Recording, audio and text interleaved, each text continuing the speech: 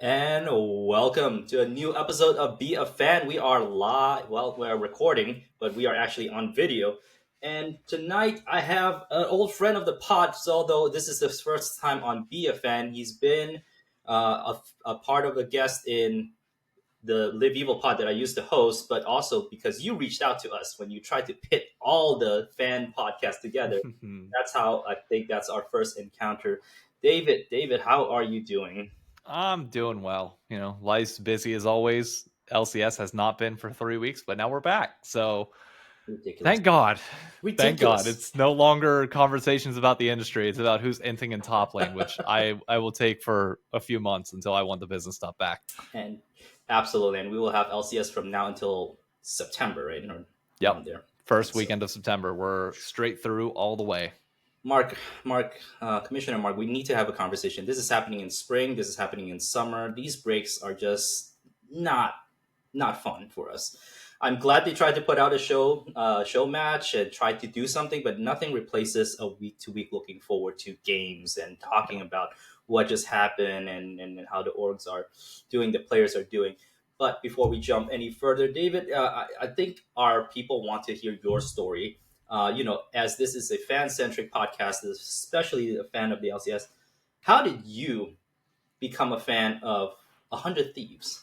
Well, great weekend to start that question because this weekend, for those that don't know, is Call of Duty Champs.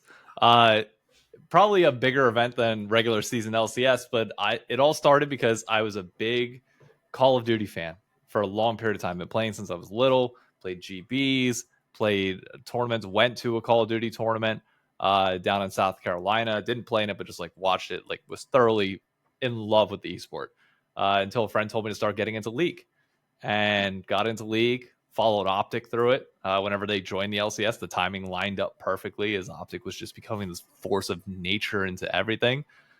And then they sold their LCS spot, which was It didn't last long. It really did last great. It was hey, you know what? It was 2 years that went by like it was nothing.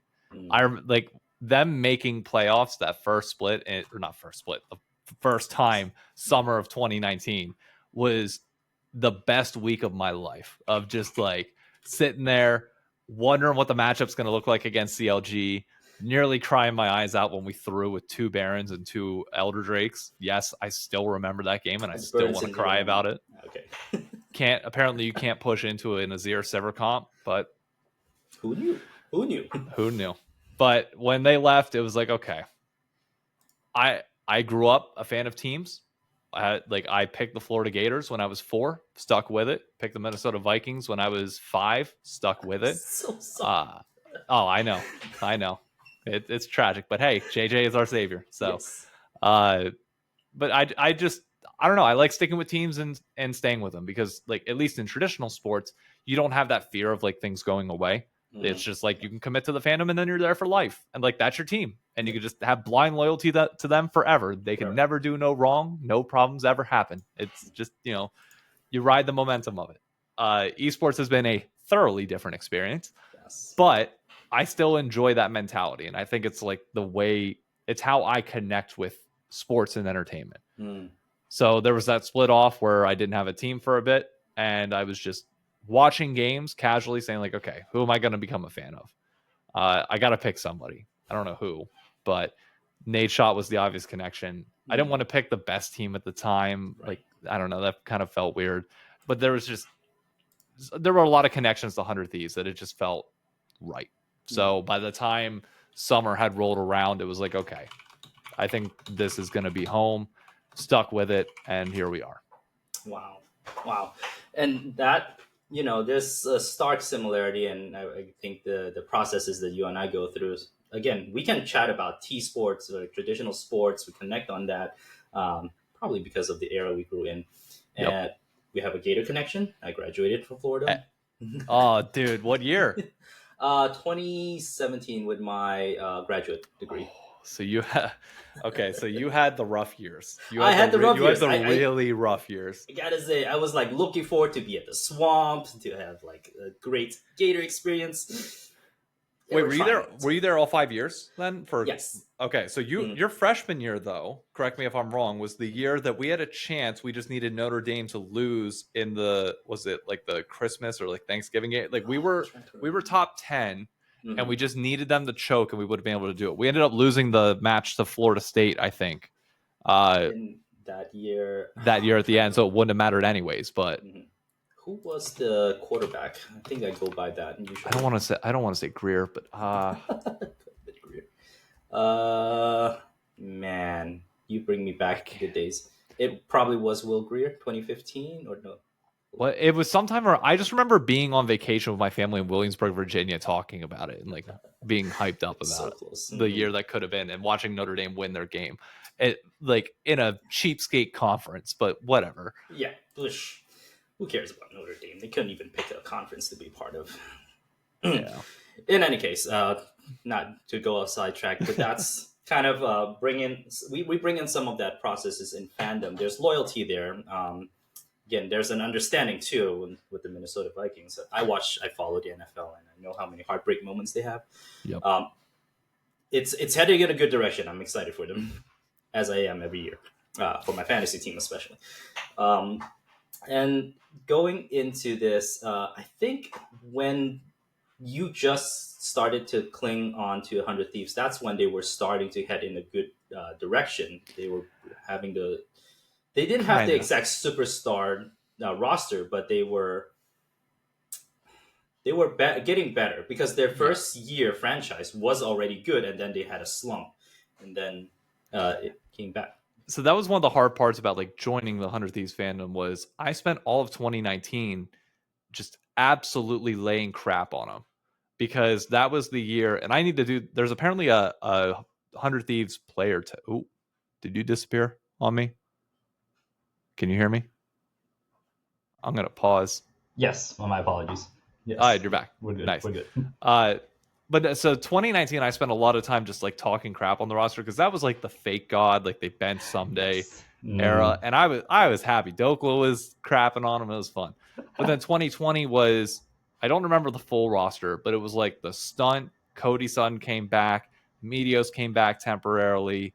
Like that roster was fun because even though we weren't good, there were enough signs to like be kind of happy about it. I think Contracts actually, Contracts was our jungler. Contracts was Come summer, Mhm. but that was the year. I'm not sure how well you remember this. Cloud9 was just unbelievable in spring. Yes. COVID cancels MSI. Mhm. Cloud9 is undefeated in summer.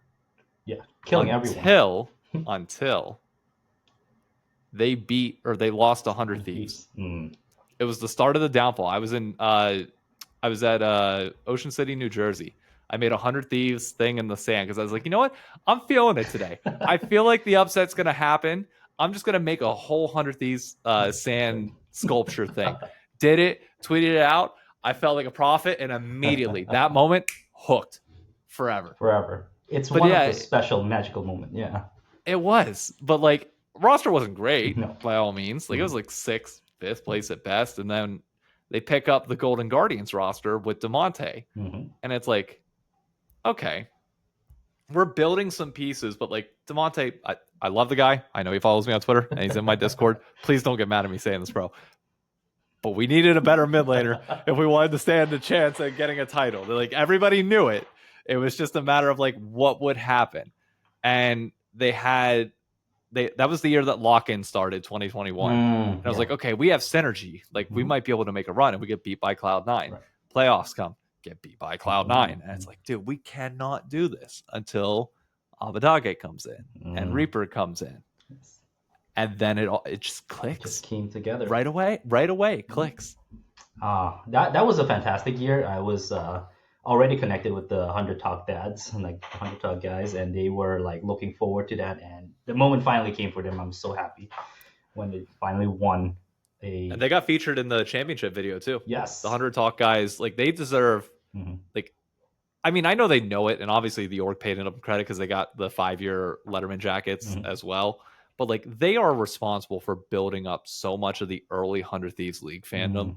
And I just hope that always is remembered in history because what they did for this community is unmatched. It's crazy, and just knowing where they started and how they took that community, they really built something. It really made me also like really love 100 Thieves because they recognize the people, that are rooting for their org, the supporting their orgs, and they give back in their way. And so that's a marker for this organization, which I think is wow, you're making me remember the good stuff about 100 Thieves. Now I really want them to stay. You and me both. You and me both. At some point, people kind of have this, the reputation of hoodie org, and they don't care. But I do think they care. I do think they care, and it would be a big loss for the LCS if they were ever going. But that's in the future. We're talking about more in the present.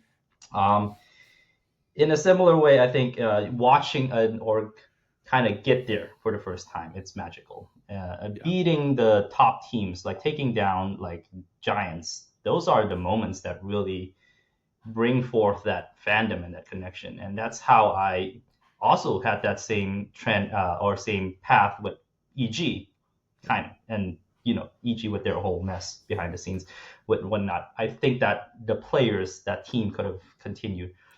So this is a great segue because that comes into one of the topics that you brought in your last podcast and on Twitter. Does winning, is that a key ingredient for fandom? And you've spoken about it. I'd like to hear more of your thoughts to continue the process. Like, because right now we don't know what the state of fans, how people become fans of teams, or if they are going to be fans. And the LCS has hauled this whole mess about, are we bringing in new players? Are we bringing in more eyes? And that's always been a talk in the last couple of years. Yeah. It's tough because, so the context for this whole conversation was Nadeshot and Boostio were having a public spat. Boostio, for those that don't know, is the Valorant player for 100 Thieves. He had to wake up early to do like a content shoot for the org, and he kind of like lashed out, and Nadeshot responded with saying, hey, like, sorry, you got to put in the work. Like, been there, done that. He was a Call of Duty player, put in the content for years. But the truth is, like, the 100 Thieves Valorant win of Split 2 and then going to Shanghai and having a top 4 placing there didn't sell us any more bundles. And the truth is, if you can't sell bundles or you can't earn money off of a winning team, then what do you really have? Nothing. I mean, it's the same thing with their Call of Duty team. When they released their podcast a year ago last Sunday, stating about like the state of 100 Thieves and how they're going to be downsizing financials to pure break-even basis, one of the main culprits of that was the Call of Duty team. They spent so much money to get titles, to do all these things that they wanted to do, but like it wasn't sustainable. They weren't able to make enough money on the team for what they were spending, and it was just unsustainable. And they weren't growing fans. Like there weren't ways to. I mean, they were growing fans, but not at the rate that like that others were. They're as much as I love the organization, Optic will always have my heart. They ain't no Optic, okay? And Call of Duty, at least, nobody's Optic. Nobody has found that formula in the same way that Optic has, which is kind of more speaking of the times. Yes. But like, you have to do something. Because you can pay for a win if you want to. You could invest millions of dollars and probably win every LCS title for the next 4 or 5 years. But if nobody gives a crap about your org and nobody's there to celebrate with you, did it really mean anything? The reason why the Chicago Cubs winning after 100 years of not having a World Series title meant so much is because you had everybody in the city of Chicago celebrating with them. It was one of my least favorite parts about 100 Thieves winning our title when we did. Because there was a celebration online, there was a celebration on Twitter and everything else, but like, it's not the same as being able to celebrate in person and being able to have just all of the like emotion and high that rides with being around people that love the same thing as you and want the best for that situation. It's a big believer or it's a big reason why I'm a believer in localization and like the regional ties being the way forward, given that we've pretty much exhausted every option online. Like there's not a corner we haven't touched at this point in esports, unless I'm wrong. Like you can correct me on that one if I am. No, I think you're right. And so a lot of this seems to be that they've tried to do the bare minimum and hoping that that is enough by just focusing on winning or focusing on some positive sentiment that they would grow fandom, but it's not happening. And my question has always been, have people changed? Is it a different culture? Is it a different generation? um, but I think the key ingredient you're mentioning here is that human contact, so that being able to be um, experience it. You cannot experience Yeah. it through a screen. I can watch as many worlds, I can be as hyped as I can be, but that fades so quickly. Being celebrating with friends, even I don't even need to be there. Yeah. When Peyton Manning won his Super Bowl, finally won his Super Bowl. Yeah. I had people knowing how long I've waited for that to happen, and that continues to, really have a key moment in my heart. T1 winning his sixth title, Faker winning his sixth, is it his sixth title? Yeah. Great. I love it. Legend, whatnot. I don't have a connection with T1. I just don't. No. I mean, that moment will always stand out for me because it was really special watching and getting to see everybody that we had in New York that was like dead tired at 4 a.m. in the morning, just like hyped as hell to see Faker win it. And just like the excitement and smile on everybody's faces, like even though most of us weren't T1 fans, obviously most of us from North America and have our biases here, everybody was happy to see Faker win. And there's that camaraderie there that's like cool. Like you can see it online, or I couldn't imagine watching that moment just at home on my couch alone. And then you're spamming like Twitter and TikTok and everything else to like see the celebrations and like go in the comments, but like it's not the same as being able to toast a drink with somebody over it, and just like that imprints in your mind forever and doesn't go away. And it's like those are the moments that like everybody needs. COVID took a lot away from us in that front, and people, by all means, people definitely forgot some manners on how to act in public as well. But it felt like there was a shift back then towards like, well, we can make it all work online. Viewership's going up as everybody's forced to be inside. But the truth was like, none of us wanted to be inside. No. Like there might be some people that joked about it. I was like, I'm getting everything I ever wanted in life. I get to sit inside and play video games. It's like the majority of us wanted to be outside and living our lives elsewhere. And I think once we came back from COVID, there was an even bigger push for those things. And we never met the moment of that. We did a little bit in 2022. I think like finals there was like a start, especially Houston. Houston was amazing. Electric. Obviously, you're going to be biased and love it more than most. Yes. So the non-bias, the other side of getting 3-0 on that, it was still great because it was the first time you saw like, okay, the in-person fandom is there, and it's like you wanted to see that grow and evolve because that felt like the important part of it, and it never felt like it did. No, it felt like it kind of stagnated. After that, there was a qualitative change in all what happens next, and I'm wondering, like, now that we're talking about that, was Riot or League of Esports headed in the right direction before the disruption of COVID? Was that something that they could have? It's all good.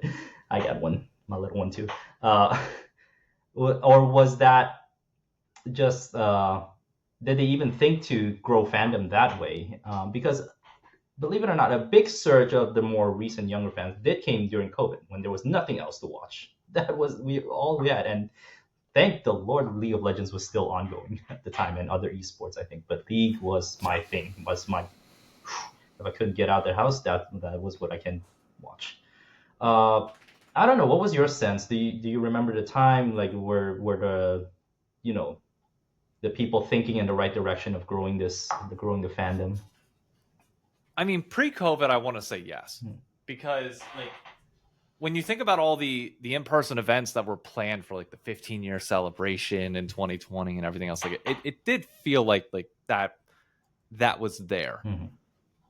it almost, I don't know if this is true or not. I would love to know at some point, and somebody from Riot will eventually come out in like 10 years and be like, this is what happened in 2020. I would love to know if Riot panicked a little too much and was like, this is going to be the new norm forever, and set like a 5-year plan based on what happened in 2020. And like, we're trying to overprotect themselves from that ever happening again and trying to like wean off of it. But the truth was that, like, I'm not saying another COVID or something like that couldn't happen. It could, but I think we've all understood and realized the importance of, you need to minimize the amount of time that we were trapped like that again. So no, it's not going to be a like go to that world. It's more the other way. And then obviously the economy started collapsing a little bit more. Like, we're not technically in a recession, and I hate the terminology. People just throw that out willy-nilly. They don't know. Yeah, but nevertheless, budgets have been cut all around. Yes. And it's like, this downside. I just want to get back to 2018, 2019 period, where it felt like there was this like importance of knowing that the in-person meant everything. I mean, how they released the world's locations 3 years in advance, because it gave time for people to build up this expectation of like, okay, Worlds is going to be here in 3 years. I can plan my entire life around making sure that I get there in 3 years whenever it's coming back. And it's like, that focus is gone. Yes. Part of that probably because of layoffs, part of that probably because of COVID, but like, they had that direction at one point. I just want to see us get back to that. Yeah. It certainly is fair to say that our we're in a more, I guess, pessimistic thinking based on what happened this last couple of years of what the direction that Brian went. But they have a plan, and I spoke with a fan from the Oracle Elixir pod that Riot has a plan going forward for 2025 and beyond. Maybe you know more about it, and can you? I do not. No. Okay. No, I intentionally avoid all insider information. Gotcha. That way, I can like stay unbiased in reactions on socials. Some of the thoughts was they're gonna put more efforts into watch parties and engage local fans more across, because they are still limited in their ability to travel. As I understand it, their budget, it really doesn't allow them to do more events like they used to do, which is a shame. Now, what does it mean now that we're going to switch to Americas? That's the new format. I mean, I don't think it has much impact. Yeah. I mean, I know everybody's making a big deal out of it, obviously, because we're losing 2 teams. You might be losing the LCS branding. But I don't know. If you take away the history of it, what actually changes? Not all that much. A little bit of format tinkering. But like, the fan experience is still going to be, you wake up on the weekend, you watch League of Legends, hopefully with your favorite team, assumedly in a best of 3, because I think the best of 1 era is officially over. Yeah. Thank God. Oh, Lord, that was a great change. Oh, I know. It's so nice. But like, what actually changes? Like, not all that much. And we get another international event. So in theory, like, it's a net positive, in my opinion, the changes that are going to be happening going forward. Assuming, like you said, and apparently this person knows better than I do, that more in-person events are going to happen, because I can only do so much. And I'm glad Riot realized it this past split specifically, that all you have to do is give a little bit. 1 box of swag and labeling it as like a Riot official event is enough to attract people. It doesn't take much. It really doesn't. So it's like, you do that and like, it can build to something. And now Valorant's getting an amazing event for their America's Finals at Pier 17 here in New York City, which I'll be going for the first like 2 hours of it, and then going to our LCS watch party that we're having nearby. But like, they're having Tarek there, who's from New York, so obviously that plays a big factor. But like, you're telling me you can't have like Double Lift come out to New York just for one of these events? I mean, come on. Yeah. It doesn't take as much as they think, and perhaps that's where a lot of their hesitation and their cautiousness has worked against them in trying to build. Again, they're trying to do maybe it's unfair for me to say, but they were trying to do the bare minimum and hoping that it will somehow grow. I mean, I look at it this way. I try not to focus on what I can't control. And at the end of the day, I can't control what kind of effort Riot puts in or what they don't. All I know is if I can have a say in it, I'm going to try and have a say in it. So that's why I've been pushing for Watch Parties, and not just pushing, but actively hosting them and doing them, because that is within my power. I've got the connections that I've met people over the last 7 years of living in New York. I could just message people at these venues and be like, hey, can you guarantee the LCS is going to be on for us and reserve some space? And if so, I'll get people in there for you. I will make sure I market it. I will make sure I do everything to get them in there so that you have business and we can go from there. What in turn that does is it gives Riot a reason to then start caring. Yeah. And it forces Riot's hand, because then it's like, okay, well, we've done the legwork. All you have to do is come in and do this little bit extra, and it grows. And then if it wants to go from there, then fine. But we all as fans have more power than you think that we do. And the biggest way that you're going to enact change, rather than just voicing it on Twitter or social media, Reddit, is by getting people to show up to something, because ultimately that's all that companies care about. Because those people all is a very dark way of thinking about it, but every single person there has a dollar tag on their head. That's RP from this person, this person, this person, and this person. So the more you can get people to show up, the more it's in their best interest, the more they start paying attention. And then 5 years from now, say we have for LCS finals a Pier 17 event, and it's like, okay, well, the snowball for that was 4 years prior when we were doing this. And that was started by a fan initiative that then snowballed. Yeah, it can happen. And you are the example of how it can happen, and doesn't take moving mountains to that. Now, say someone just come up to you, hey David, I want to do something similar how you're doing it, getting people excited, but I don't even know where to start, where to find a venue. Do people even care about a League of Legends or a video game of sorts? What would you kind of give as a, try this? Biggest thing is you have to be comfortable talking to strangers. If you're not comfortable with talking to strangers, don't try it. It's going to be a lot, because what it's going to require in areas outside of major cities, and even in major cities, you're going to have to go up to a lot of different bar owners or PC cafe owners and go in, ask the hostess, hey, could I speak to the owner or management?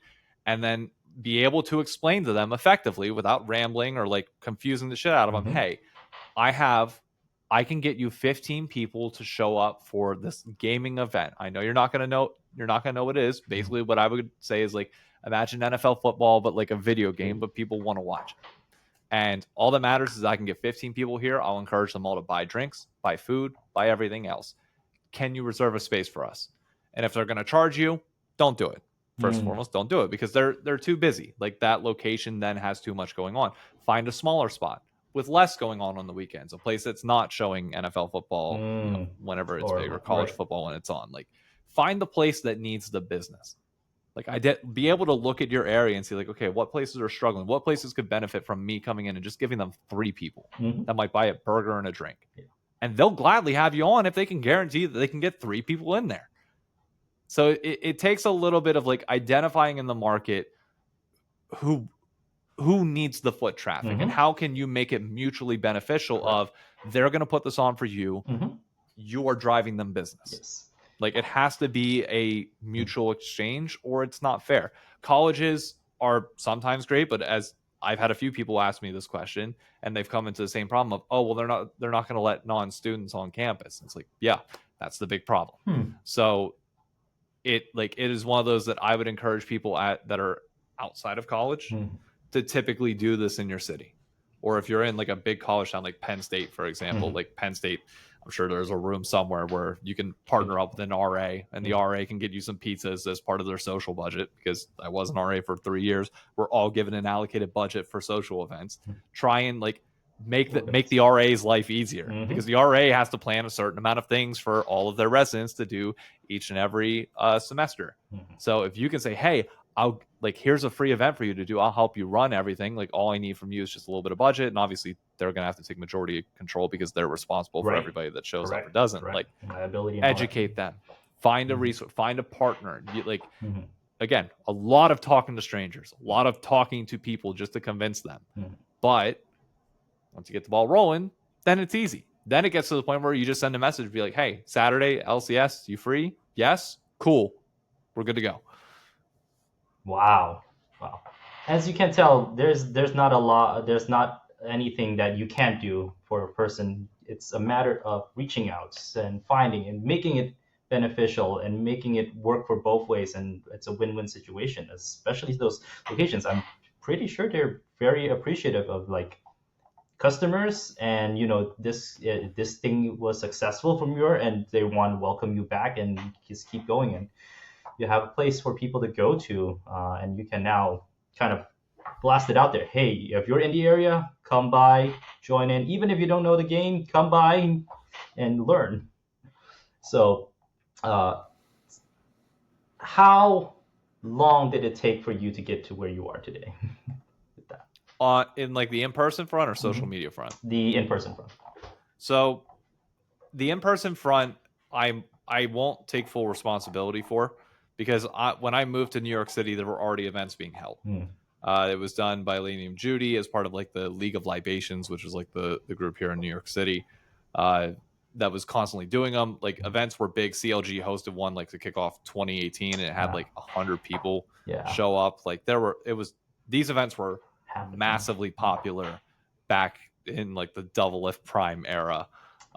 There's a reason why MSG was able to sell out for LCS. We have a pretty big fandom here. Once COVID hit, all of that obviously stopped. And I was talking with Judy, the lady that ran everything here, and was like, hey, once 2021 hit, I'm vaccinated. I'm comfortable with going out and hosting these events. You might not be, other people might not be. I have no issue with it. I'm fine with going out. Is it okay if like I start, for League of Libations and like that group, posting everything and saying, hey, we're going to have watch parties here. If people show up, great, they do. And the first few turnouts were fine. It was like 10 to 15 people that came out that were part of that group. But then it quickly dropped off, especially come 2022 with the weekday move. Right. That it killed it. In-person watch. Like there were 2 different times where I had one person show up. And that one person was also staff at the place that came in on their off day anyways, because they just wanted to watch League. So it was like we weren't having people there, and like that group that was like the majority of people that were kind of coming out pre-COVID kind of stopped, which is fine because I know they're also like mostly with Judy, and like she founded the program, and who am I? I'm just a random guy like coming in, and I might live here, but like what am I to them whenever she ultimately like founded the program? But at the same time, I started taking off on TikTok and not YouTube yet at the time, but like my social media platform was growing. So I was able to just blast word out saying, hey, to anybody that will come, not just like this group, like anybody that will come, please come out. Even if you're visiting the city, doesn't matter. Just come out to this thing. Like, just trust me. It's a fun time. And then it started to grow, and it started to pick up numbers again once we swapped back to the weekends, and things got a little bit better there. And then, at that point, like it wasn't the old group anymore. It was just purely people coming in like, hey, saw your message on Twitter, saw it on TikTok, all this. And it's like, okay, so the marketing's working. It's starting to grow up. And then Worlds Finals last year was like the peak of it. Of like, we had, prior to partnering with T1, which it wasn't even really partnering with T1. It was just, shout out to Brian, who works at OSNYC here. He had been in contact with T1 previously because like when T1 came to New York, like they would work with OS. He sent a message to Joe Marsh and CC'd me on the email. I was like, hey, just want to introduce you. This is David. He's hosting a New York City watch party. Is it okay if we just label this T1's watch party? And Joe responds and is like, I have nothing I can give you. We're in the middle of Worlds right now. We're entirely sold out of all of our merch. We've sold out of everything that we could possibly offer you to help. But if throwing our logo on there gives you any assistance, go right ahead, call it the T1 watch party. Awesome. And then we were like, yep, that's enough. Don't need any more. It jumped from 165 people signed up prior to that point, which was already going to be a great turnout as is, to it maxing out within 12 hours of the announcement And then people messaging like, hey, would I still be able to get in if I don't have a ticket? The tickets were free, but Sure. like if you don't have a reservation, can you come? I said, yes, Space. just come. Everybody come in. Don't worry about it. We'll figure it out. Just come in the venue. It's fine. Dude, it got busy. It got so busy. I was nervous the entire night because me and a friend we went out to a club beforehand and we're like, okay, we got to be there at 3:00. Let's go clubbing from like 12:30 until 3, so I don't think about it and don't worry about it. And we just show up. 3:00 we show up. There's already like 60 people there, and by the minute, people were rolling in to the point where after game 1, luckily nobody else was there, but the manager came up and was like, "Hey, we hit capacity at the venue. Nobody else is allowed in. We can't." Like we're like it's standing like I wish I could show you what the venue setup was like, but like it's a big jumbotron in the front and then like an actual like PC bang like cafe in the back. Yeah, there's like 40 PCs, like they have couches for like console games, stuff like that.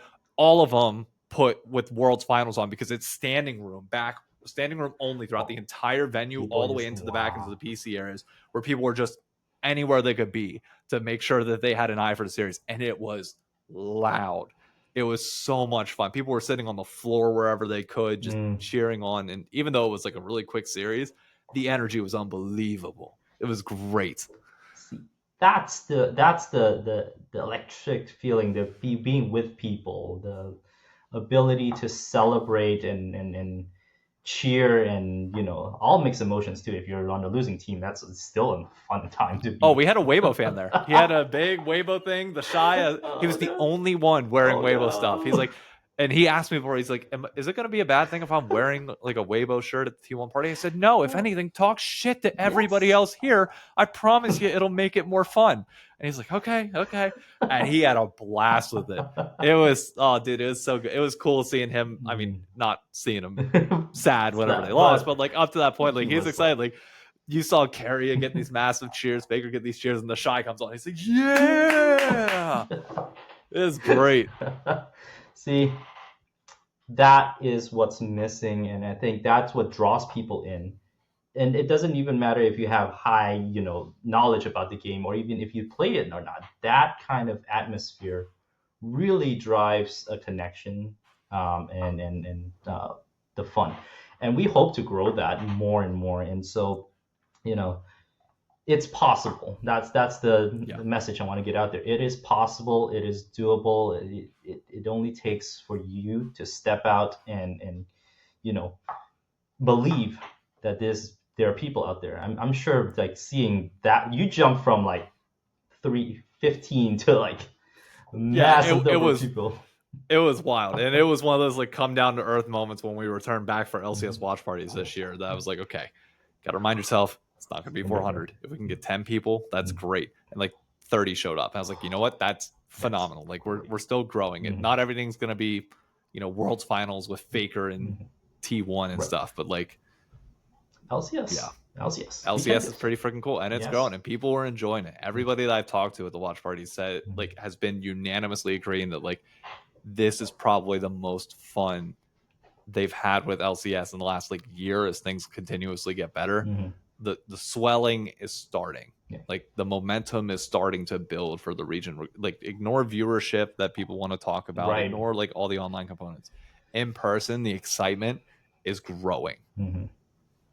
And so that, I think that kind of brings us to that answer. You don't need to have a winning team to be a fan or grow or start getting into. There are so many variety of ways for you to get into this, and I think we need more of that, the ability to have that personal connection, and really, exuding your fandom and be, unapologetic for how much you love our region. I don't care our results about Worlds. I care about who I'm rooting for and what they're bringing. I'll throw them a bone. That's the main reason why I'm a fan of K-Corp right now. I love watching K-Corp because I love watching the fandom. All the good and the bad. I don't care. Give me all of it. Fans want to boycott going to the stadium and have their own events elsewhere? Go right ahead. That's cool. People were pissed off. Like, I think it was somebody from G2 came out and was like, that's not how we act in the stadium. And K-Corp fans were like, fine, we're not coming. We'll do our own thing. I was like, yeah. Yeah, that's what I'm talking about. Now they have their own stadium. Now they're going to have their own events. It's like they don't give a shit. Yeah, Pardon, you I don't can. know if we're. You're free to do. We They say don't give a shit about your traditions. They care about growing their fandom, and they might be the one of the worst teams in the LCS. They do not care. Yeah. They are there and they are ready, and I love it. Mm. I absolutely love it. Oh man, we need a team of that here in the LCS. I think the In closest New York, thing, preferably. yeah, That'd be great. the closest thing we had was maybe TSM, but Oh yeah. TSM was as close to a sports fandom that we will ever see in North America, probably. No, I just don't think we're ever. Not that we won't ever get close. I hope we do, but nobody so far has come close to what TSM was able to do in terms of their in-person fandom or their in-person fandom and sports ties to it.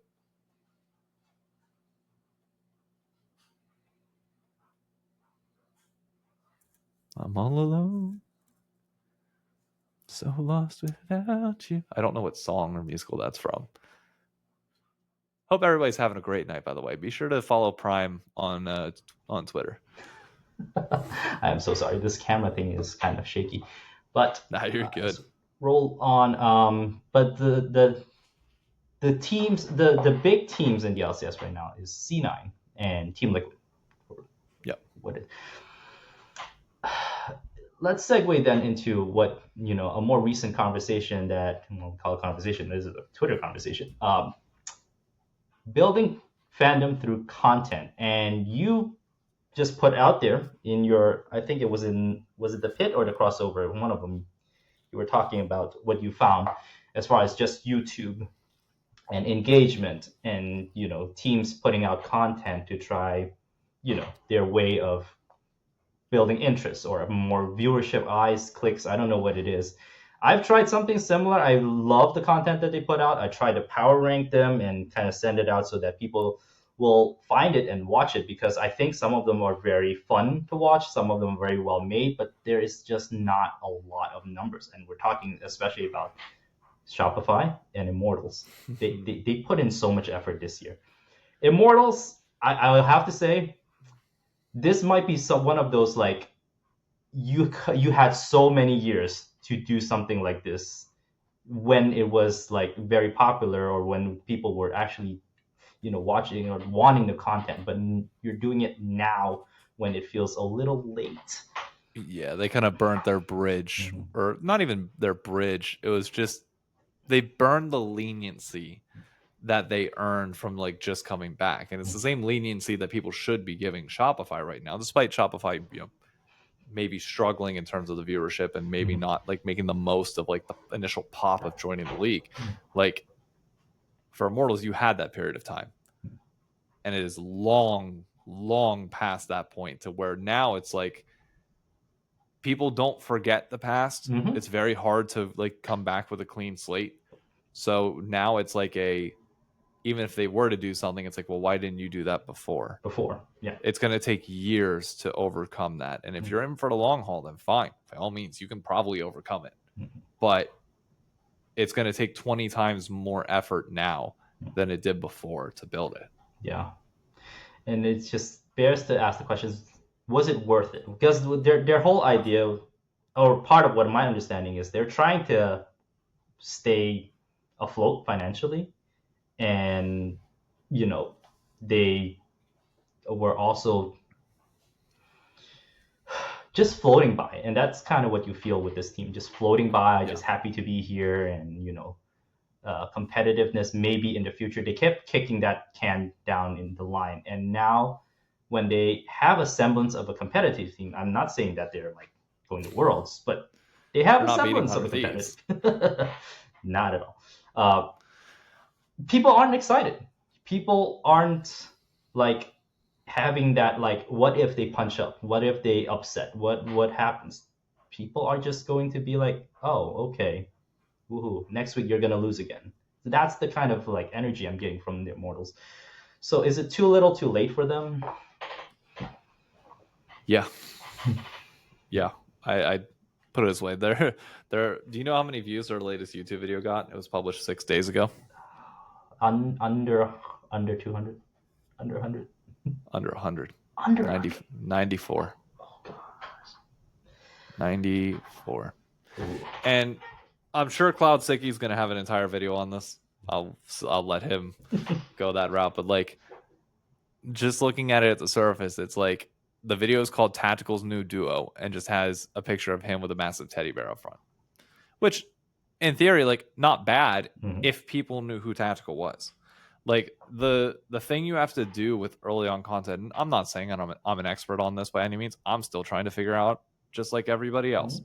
But like, my creator thought process is I can't just put something out there with just my name on it because nobody knows who I am. You have to talk about more relevant things. You have to like tie yourself in with the big boys and understand that and find a way to relate to it. So when people click on your video, they come for whatever like relevant social media thing you're doing, whether like Team Liquid, for example, doing their cut style content, all that, like that appeals to like a much wider audience. But then you stay for the personalities like APA and Core JJ, etc. But like they're not the selling point of why you should watch the video. They're the reason why you stay in the end.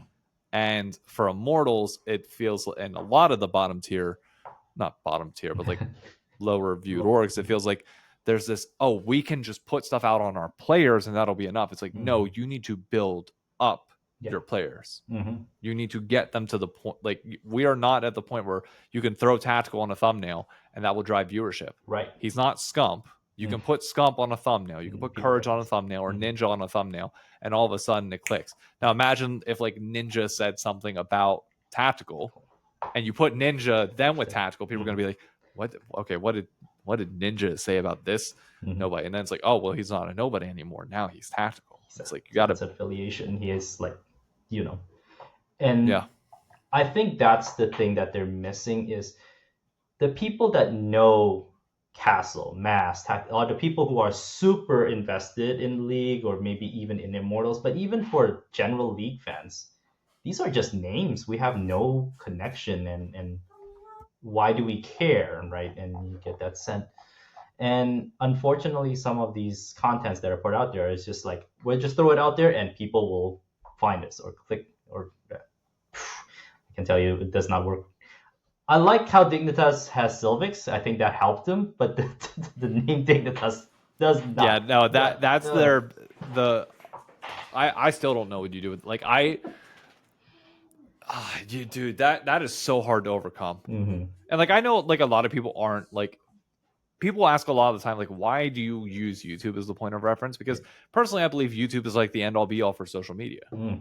Like, think about it. When people got big on Vine, once you build up to a certain or a certain number, where did you go?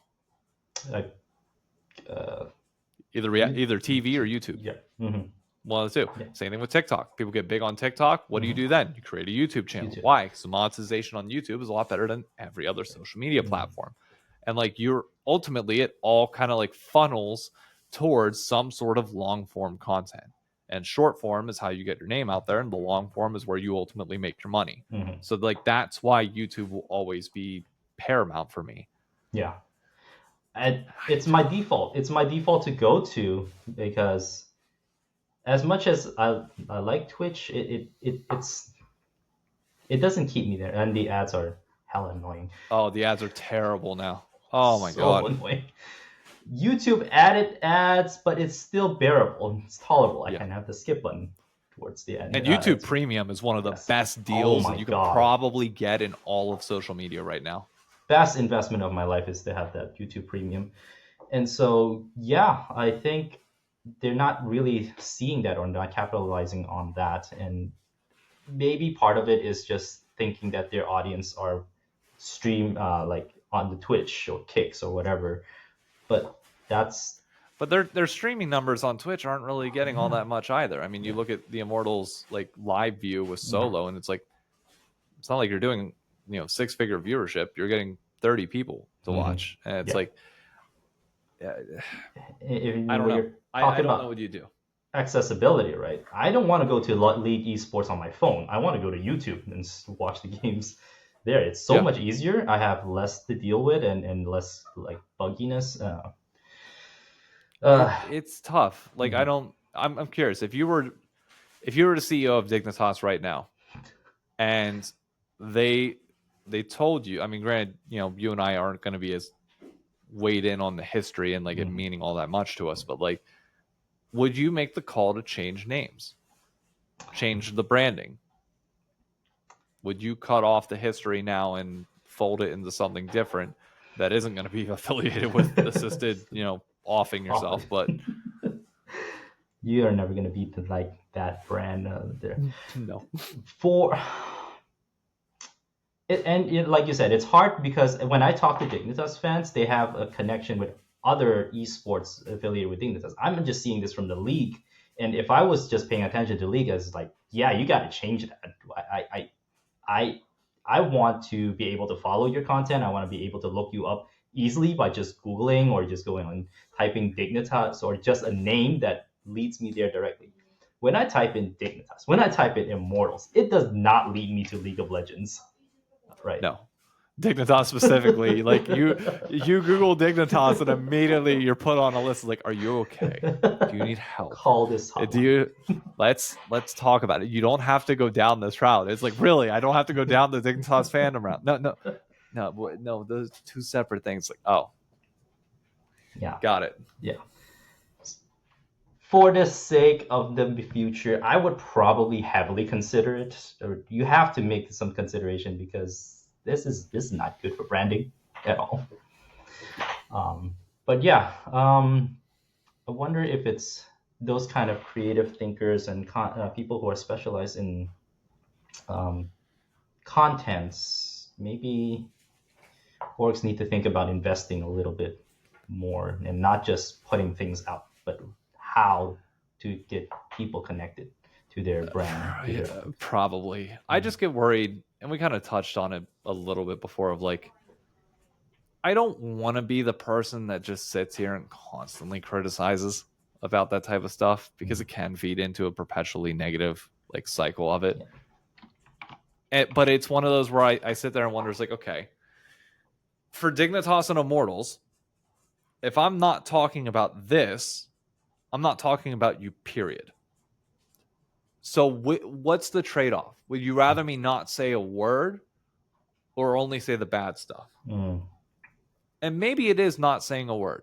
And maybe that's a choice that like those of us in the space that are more talking heads and are more like people that like get opinions out there that do like sway, like will get replies and stuff like that. Maybe that's a choice that we do need to make and just kind of let them figure their stuff out on their own and not weigh in, which is tough given, we always want to be opinionated on everything. Yes. But like, I don't know. I And don't know I what your thoughts are on that, but like, I just, it's been eating at me more and more. and I get it because we don't want to feed into criticism, like just constantly be saying the negatives or bringing out negative things. Um, because I that can lead to a very very dark hole, and then Reddit is one of those dark holes where it's like a cesspool of criticism. Um, Yeah. but you have to understand our criticism is coming from a place that we know you can do better. We know there's a possibility of growth. We know there's a possibility of you know becoming something else that can grow, and because we how much we love this sport, right? We're not just trying to punch down or like kick you down because we're deriving fun out of it.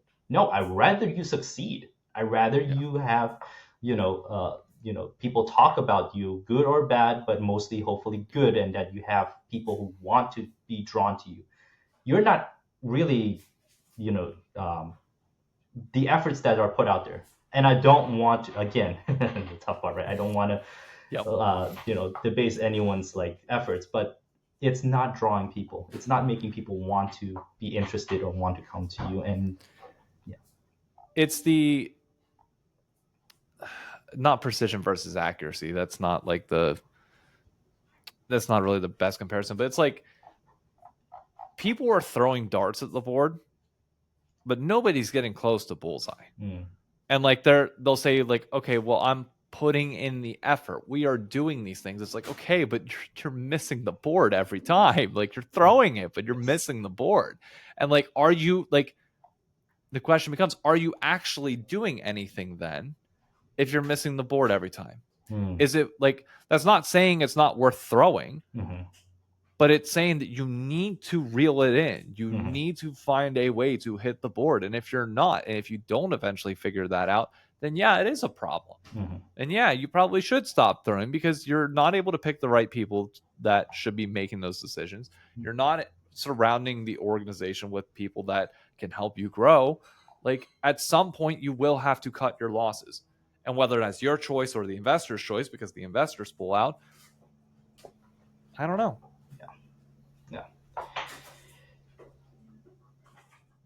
Hopefully the message y'all getting is, we don't want you to stop trying, but we do take time to reflect, evaluate. Are we even looking at the board at this point when we're throwing? And those are some hard things, I guess, for us. We don't know like what's happening on the inside. Maybe they are having talks about this. Maybe there are, again, red tapes or whatever. But we hope that essentially you will find your way closer and closer to that bullseye. Hopefully. So this has been a great conversation, and I really implore fans for you to put in your thoughts, put in your opinions. We want to hear from you as well. What do you think will be good for all the orgs, and essentially LCS, and in the future we'll have to call ourselves the North Conference, North America. Dude, I don't even know what the branding at this point is going to be. They need to make up their mind and say it already. But I know you already know they're waiting until like everybody's done with like LCS and CV LoL before they like change it, because they don't want to devalue the current splits in the case that it is renamed the Northern Conference. But like, everybody should be reading within the lines of like, if they won't commit to the LCS and won't commit to CB LoL, that should raise your alarm bells. When people are intentionally vague for a reason, that should make you think. It's not a guarantee that we're moving away from it, but it should show you that that's under serious consideration. Yeah. It does make me nervous for sure. But we will see, and we'll continue to be a fan as long as we're here. We're going to continue to pump up, our region, our North American fandom, and it'll be fun too. I can see the potential of having fun with us versus CBLOL or Latin or whatnot. Question for you. Yes. Are you going to? You're still wearing an EG jersey, okay? I get it. Everybody gets over breakups, during different lengths of time. Are you ever going to find a new relationship, or are you going to be perpetually single? Ooh, it's a tough question. My heart's been broken once. It takes a while to recover. I think there are certain teams that are really pulling me in, but we're not committing to not even dating. Maybe we'll go on some, Don't be a situationship person. Come on now. It's not healthy for anybody. Well, I have an eye on something more committal, something more long-term. But right now, I just need to know where this LCS region is going first. And then we have a bit more stability. I know the field a little bit better. I know what we can do for fun. I can know where we can do to try things out. How about for you, though? The question, if 100 Thieves... You're asking the golden question. If, this is a big if. I don't want to see them go. I have a good, history of watching them too. But if we're playing hypotheticals, where would your process lead you to? So, I've made this clear, so I'm not contradicting my words in any way, shape, or form on this. The plan as of right now is, if 100 Thieves leaves after the split, I'm taking a split off in terms of like being a specific fan of a team. So like the rendezvous will go away. I won't necessarily like focus any efforts on one particular team, purely because I did this whenever Optic left, and I felt like it was very healthy to give myself separation. And I'm not saying that there wouldn't be I'm dancing around the point, but I think I should just be honest with this. those that follow my Twitter know that an organization tweeted out about like a consultation thing with me. I don't know what that means. I just know it's coming up. So I want to be honest with myself and answer the question of like, if an org were to ask me to be a part of their organization in the future, if 100 Thieves were to go out, what would I do? First things first, I ain't saying or doing shit until like it's officially confirmed that 100 Thieves is out. But it would be a conversation that I'd have to actually like sit down and have, because I feel like ultimately I wouldn't make decisions for or against anything purely because I'm worried what other people would think. I'm not like ultimately worried, like say I did choose a particular org like right away because I'm brought in as something. I'm not worried that people were going to be like, oh, you're just flipping because they're giving you money. It's like, no, you have to trust me that obviously, yes, money is great and fun. But two, like I would never, ever join an organization or help grow something that I don't truly believe in and that I don't have faith in. And you would need to have faith in me if you trust me and all that I've said and all my content that I've ever put out, and like being entirely honest with my feelings and opinions. You have to trust that I've gone through I've checked every emotional box, that I've sat down, I've talked with my wife about it. Like we've planned everything out, because like this is not a light decision for me. Like if I choose a team and they exist forever, I'm with them forever. In my mind, I'm not leaving unless somebody forces me out. That's just who I am. So like this is like I view this in the same way that I view marriage, of like this is a till death do you part type thing.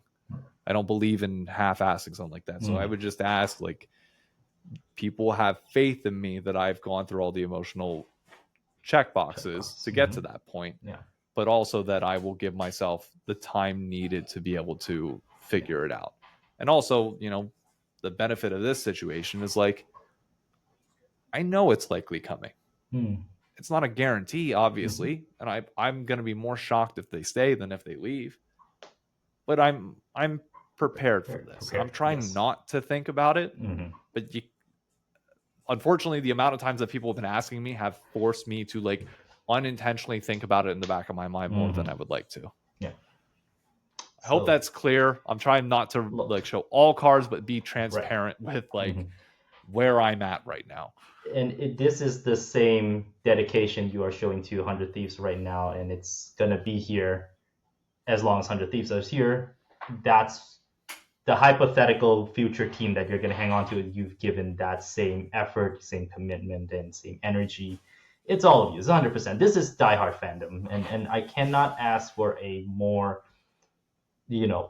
more super fan than you, David. So thank you. I'm just out here doing the things I love. Yes. I don't know. I don't know what to say other than I love this shit. It's fun. Absolutely. Thank you for joining me in this conversation. I think it was really great, really helpful to hear your thoughts, and also how you see, how we can push these orgs when if they were willing to hear our voices, if they're, we want to see the LCS be great, and we just invite you all to ride along with us. So tell our listeners, tell our viewers where they can connect with you. What do you have upcoming? I know the LCS is back this weekend. What are you doing? Well, first things first, be sure to follow Prime on Twitter, on all of his different social handles. Thank you for having me on. I really appreciate these conversations, and you deserve all the attention that you get for these. And hopefully, we can drive a little bit of traffic your way. It's always a good thing. Thank you. In terms of my stuff, you can follow me on any social media platform. Just type in my really weird last name of Szajnuk, Szajnuk. You'll find it. It ain't hard. There's only one really tall looking white guy with a big ass nose with that name. I promise you, it ain't a common one. But upcoming, we got the Pit. We'll be here on Friday for my 100 Thieves fans. The Rendezvous is out tomorrow. I'm waiting to see when my file from my phone gets uploaded so I can start editing that. Got an interview with Meech. That's part of it, which will be fun. And then, as always, 2 videos a day, every single day on TikTok. That never changes. Yeah. So we'll always be there chilling, memeing, enjoying music, which apparently not many other League fans are caught up on modern music. But hey, Are you you know, serious? I really love the drop of Sabrina Carpenter's song.